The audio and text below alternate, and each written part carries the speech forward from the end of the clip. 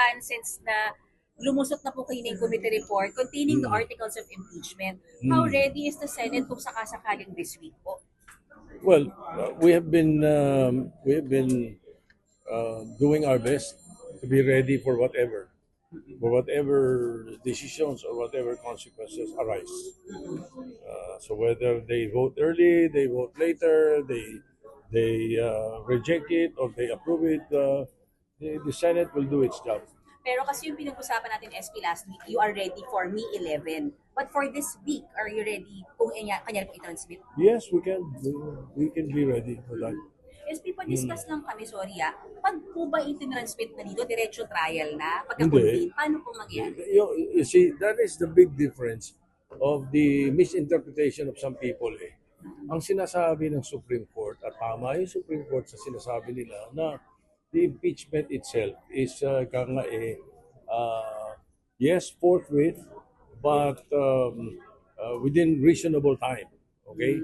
What do they mean? They mean within reasonable time yung trial.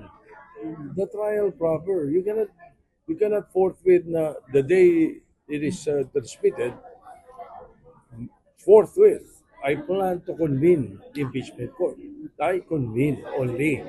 Pero the trial proper will take some time because may mga preparation siya.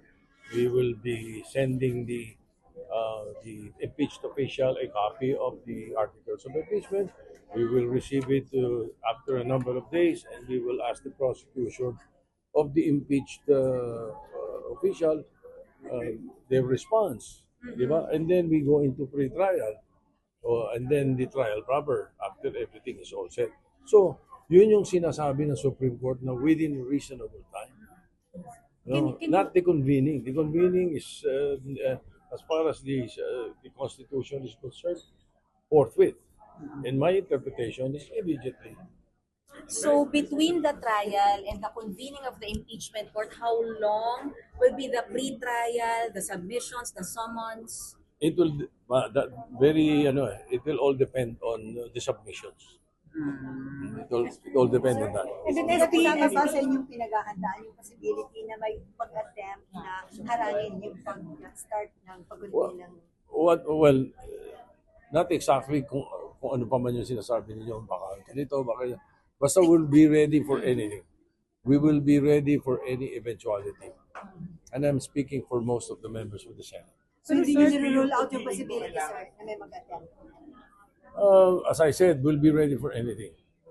Ayokong magbanggit nung sinabi mong gano'n sapagkat hindi galing sa akin. Sir, sabi ni Senator Robin, trabaho nilang i-oppose yung pag-convene ng impeachment court. So definitely they will oppose.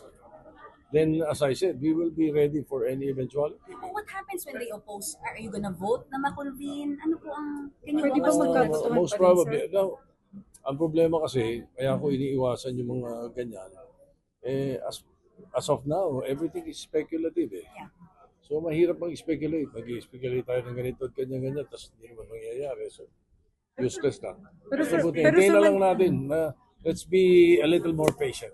Pero sir, mandated kayo na mag-convene sa impeachment court at mag-trial, hindi na dapat pagdebatehan pa whether you go to trial or hindi. Sundin natin ang konstitusyon. Ganun kasimple ang Which usapan. is, sir, Which is to convene. and conduct trial. Once we receive the articles of impeachment, we must convene as an impeachment court. That is part of our work. That is part of our job as Wala nang debate doon, sir. Senate. Oo. Kaya SP, pag po, pwede po kayo unilaterally or dapat consensus din ng mga Automatic yun eh. I will bring it into the plenary, and therefore it will be the action of the Senate as a whole. I will merely be the catalyst or I will be the initiative to bring it to the floor. Kasi sa aming padadala yan eh. Pag pinadala sa Senate yan, it's the Senate President that receives it. Is there a need to vote para mag-convene o dapat automatic? Based on the Constitution, automatic yun. Trabaho namin yun. Kahit may mag-oppose, Unless may automatic until reversed, sir. Kahit na anong sabihin ng iba, Ang importante ron, na sinasabi ng konstitusyon, ay kami, pag natanggap ang articles of impeachment, we convene into an impeachment court. Ganun ang sinasabi. So whatever thinking others had, we'll just have to wait. Okay. Thank Okay. you, SB.